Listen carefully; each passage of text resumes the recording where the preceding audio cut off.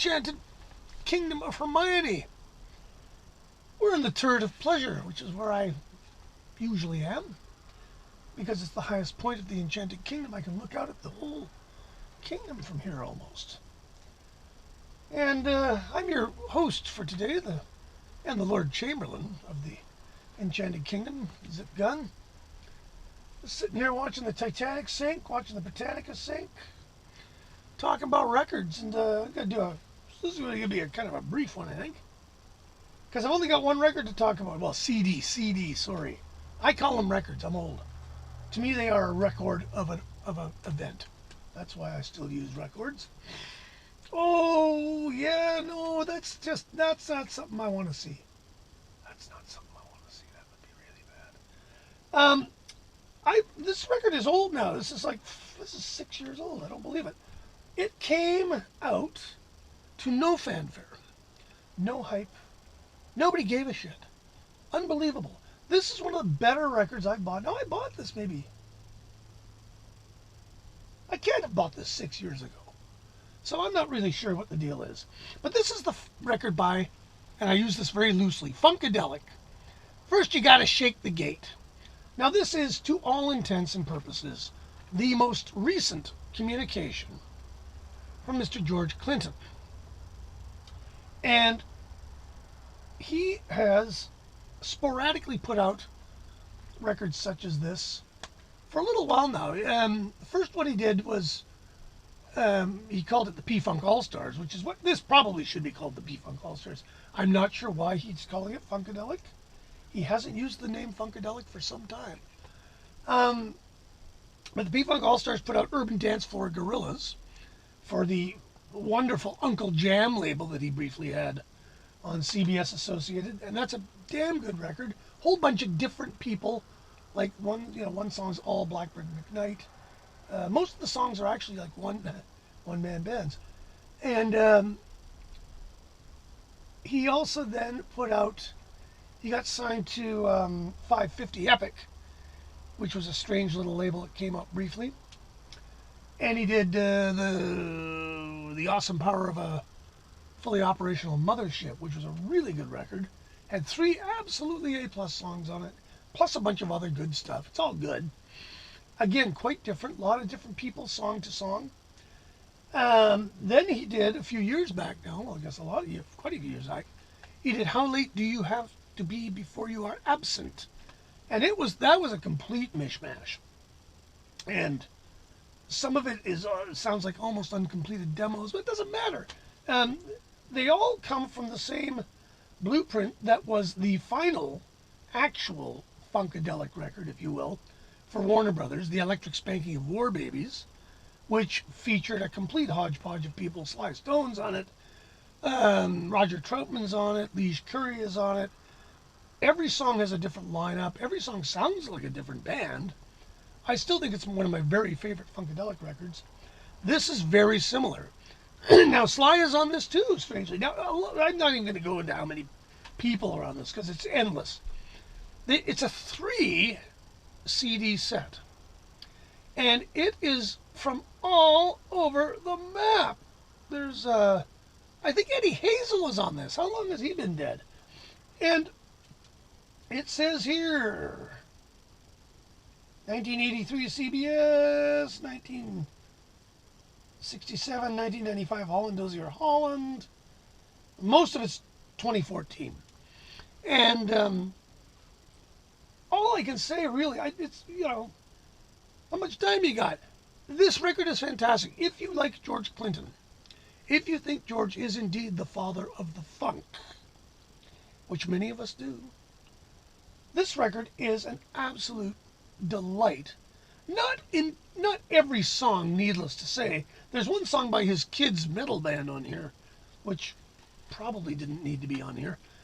And the title track, First You Gotta Shake the Gate, is, if I remember right, something like 10 minutes long and is mostly percussion and didgeridoo. It doesn't matter. It's still great.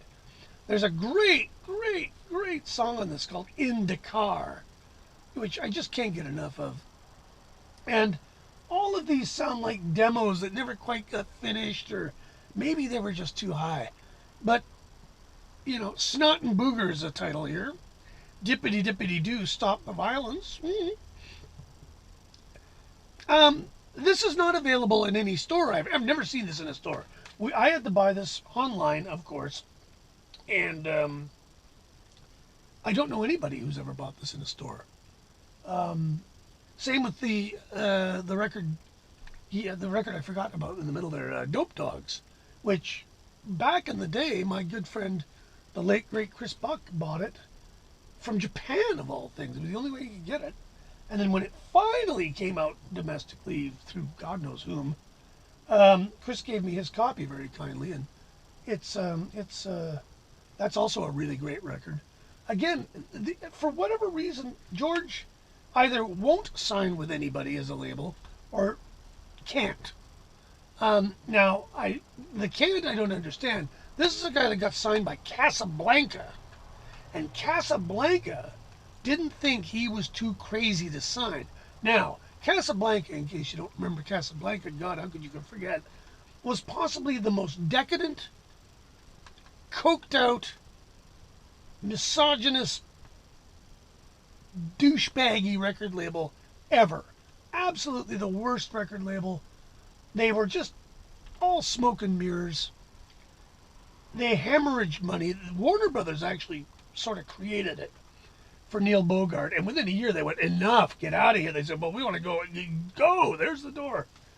And they had lots of hits.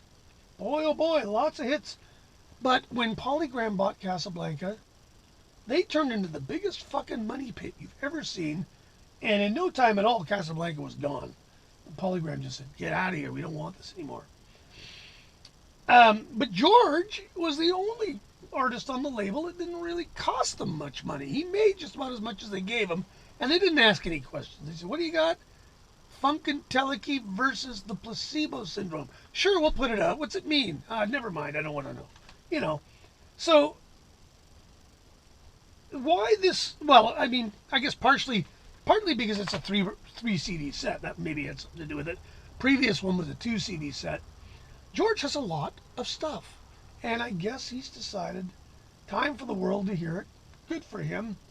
All of it is worth hearing. If you think George Clinton is super great, you owe it to yourself to listen to this record. That's about all I can really say. And if you can find In Dakar somewhere on the internet, give it a listen. It's great. Really good song. That's the only one that I can sort of off the top of my head, because it just goes on and on. It's a much of a muchness, as Gertrude Stein would say. And yeah, it's a keeper. It's an A record at the very least. So yeah, my heartiest recommendation. Yeah, well, the lights have been flickering, so the wind must be over 20 kilometers an hour, which means that we're going to have a power failure, because the Enchanted Kingdom, sadly, relies on the Dominion of Canada for its power, which you know what that's like. So the power plant here is not quite ready to go. We're going to try and get the sun to power everything here, which is difficult in the middle of a rainforest, but you know, we'll figure it out. Maybe we'll put the panels at the top of the canopy. Here, oh God, look at this. This is not looking good. Yeah, that's going to really fuck the carpets up. Anyway, thanks for watching, and we'll sign off. Don't forget to subscribe and hit the notification button. And if you people keep showing interest, I'll keep doing these, because I got nothing else to do now. I've been forcibly retired, and so I'm free to listen to music and create music and do pretty much whatever the hell I want. So this is what I'm going to do for fun. And if you like it, mention it in the comments, and we'll figure something else out to talk about. Britannica is not Britannic. Sorry, keep calling it Britannica. It's not an encyclopedia, Scott. Yeah, it's gonna go down. Anyway, take care. We'll talk to you later. Bye.